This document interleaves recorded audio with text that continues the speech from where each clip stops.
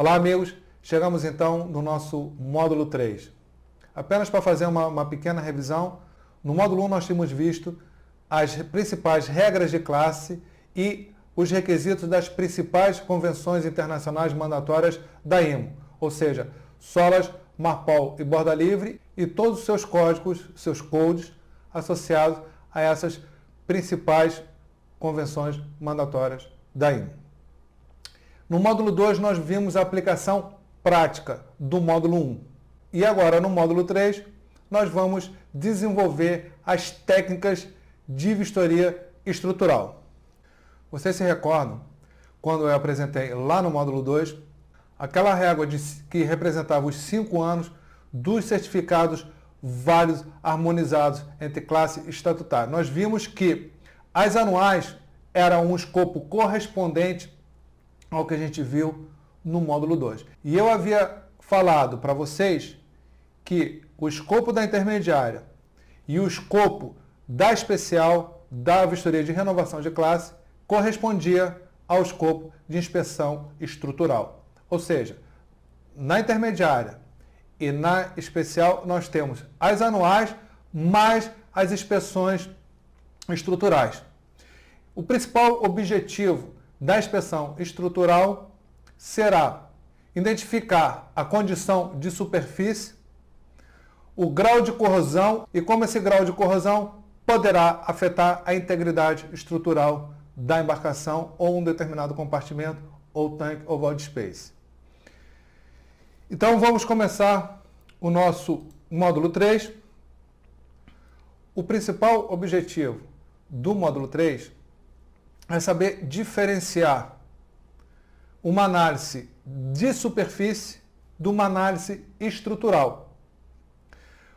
Aqui nós vamos fazer um grande divisor de águas.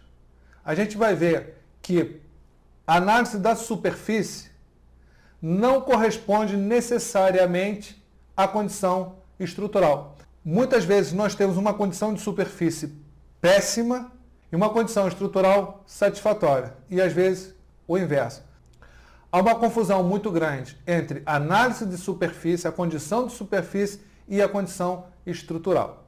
Então, nós vamos desenvolver técnicas de vistoria que vão possibilitar vocês a fazer essa diferenciação, fazer a análise de superfície separadamente da análise da condição da integridade estrutural, e também vou ensinar vocês as principais dicas de como se faz um relatório estrutural. Porque não adianta você fazer, na hora que você fez a inspeção, você tem a percepção de como que está a superfície, você tem a percepção de como está a integridade estrutural, mas se quando você for colocar no papel, quando você for fazer o seu relatório, quando você for analisar um relatório, o relatório não expressa diretamente a condição de superfície e a integridade estrutural da embarcação ou unidade marítima em questão. Então, nós temos uma introdução de como fazer as inspeções estruturais. Então, nós vamos ver como que a gente começa a fazer uma inspeção estrutural. A gente vai ver quais são os requisitos principais que antecedem a inspeção estrutural. Eu costumo dizer o seguinte: a preparação da vistoria estrutural é em torno de 75% do sucesso de toda a operação que você vai fazer. Se não houver uma preparação adequada, todo o resultado estará comprometido. E aí vocês vão ter aquela velha surpresa. Vocês fazem uma estimativa, por exemplo, de 100 toneladas de aço. Quando vai lá para a docagem, isso você multiplica por 4. De 100 vira para 400. Então, toda a sua programação de reparo, do tempo que você vai ficar no estaleiro, é comprometida e vai afetar também aos compromissos comerciais que o navio já se comprometeu com o afretador ou com o contratante. Então, nós vamos ver também aquilo que eu acabei de falar, a importância da preparação de vistorias estruturais. Então, esse é um grande tema. A condição de pintura. Nós vamos ver como a condição de pintura influencia as regras de classe. Por que que as regras de classe estão interessadas na condição de pintura. Então, se vocês souberem por que isso é importante para a classificadora, para as entidades que representam o regulatório compliance, vocês vão entender como se faz uma inspeção de condição de pintura ou condição de superfície. As duas coisas são a mesma coisa, tá? Nós precisamos identificar também quais são os tipos de corrosão e como essa corrosão influencia nas regras de classe. Eu costumo dizer que a corrosão é parecida com câncer. Então, tem determinados tipos de câncer que são prejudiciais à saúde e que em pouco tempo, depois da metástase já desenvolvida, é uma condição de tempo para que você conheça o seu destino final. E na estrutura é mais ou menos a mesma coisa. Tem determinados tipos de corrosão que são muito danosos e que você tem que intervir imediatamente, porque ela poderá induzir a um defeito estrutural. E tem aqueles outros tipos de corrosão em que você pode viver com ela. É a mesma coisa que você tem um câncer que não seja muito danoso, desde que você faça um acompanhamento médico, você pode viver a sua vida, desde que você aumente o seu monitoramento, o monitoramento do câncer, e a mesma coisa que a gente faz com a corrosão. Então, o que se tem aí é, ou a corrosão não tem problema nenhum, ou tem um grande problema. Não é bem assim. Então, a gente vai cortar esses dois extremos e vocês vão perceber a diferença entre uma e outra, e principalmente aonde que ela ocorre, que isso também é uma coisa muito importante. Nós vamos saber como é que é essa hierarquia entre os elementos estruturais, né? Será que todo elemento estrutural ele tem um grande papel na continuidade estrutural, na integridade estrutural ou não? Há alguma divisão? Há uma divisão sim, e a gente vai ver essas divisões. Então, você sabendo dessa hierarquia dos elementos estruturais, mais o tipo de corrosão e aonde que ela ocorre, você terá condição de saber se aquela corrosão ela é danosa ou não, ou se você vai aplicar apenas um monitoramento, ou você vai fazer um tratamento de pintura, ou qualquer outra ação que vai desencadear nessa análise que você vai fazer. Então, nós também vamos ver os processos e procedimentos de se fazer medição de espessura, que isso também é um outro gerador de problemas.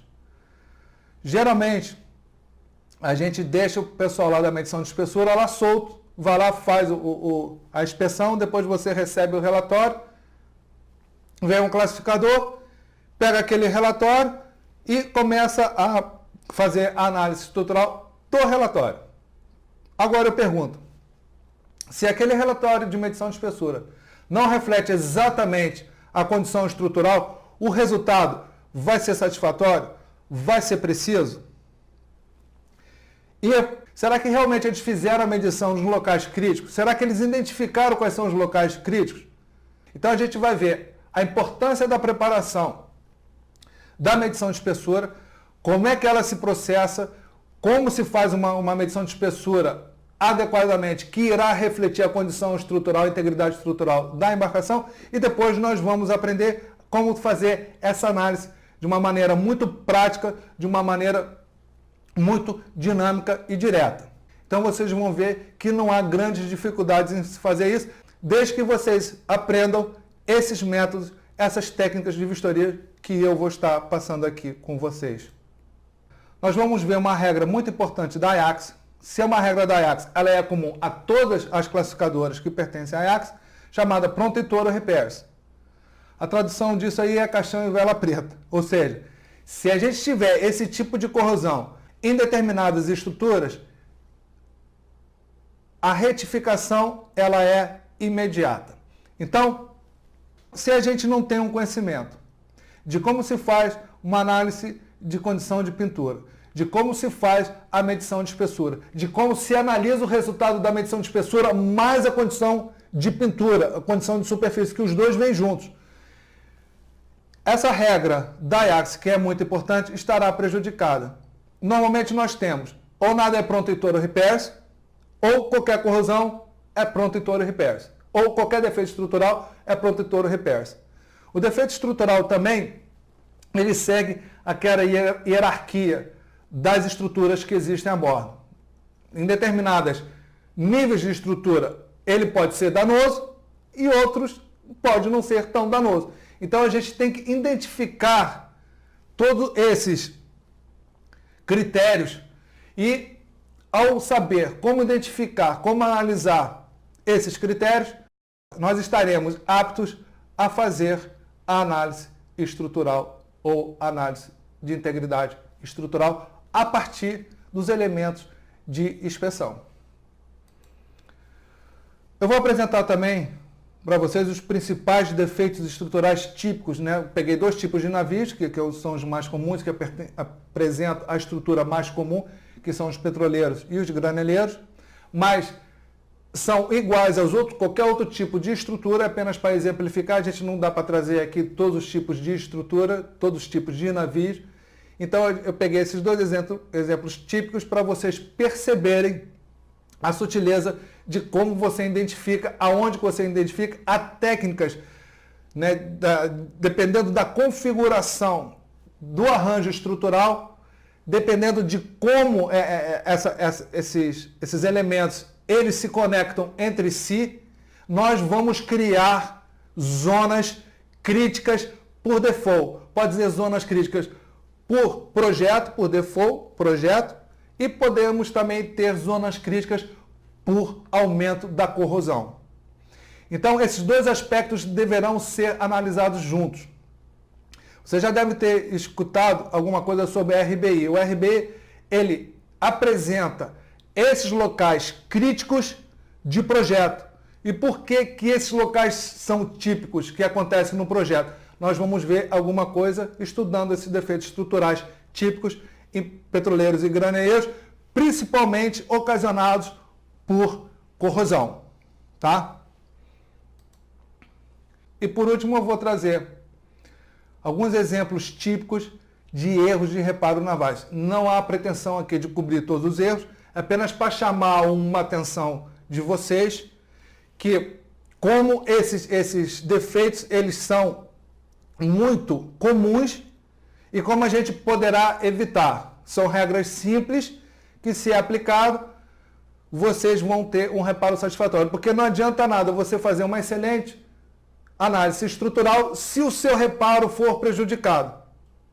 Então aí você morre na praia. Então está tudo conectado junto, né?